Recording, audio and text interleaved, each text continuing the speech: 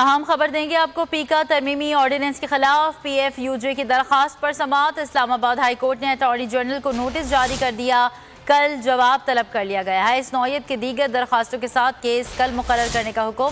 Public figure के लिए हद तक इज्जत कानून होना ही नहीं चाहिए, जस्टिस अतहर मिनुल्लाह ने रिमार्क्स दिए। जो खुद को पब्लिक फिगर कहता है वो भी तनकीद से ना घबराए।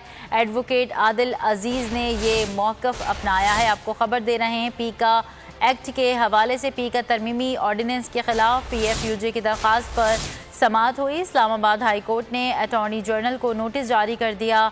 कल जवाब तलब कर लिया। इस नौयत के दीगर दरखास्तों के साथ केस कल मुकर्रर करने का हुक्म दिया गया है। जबकि इस हवाले से आपको मज़ीद बताएं तो केस पर समाअत जारी है।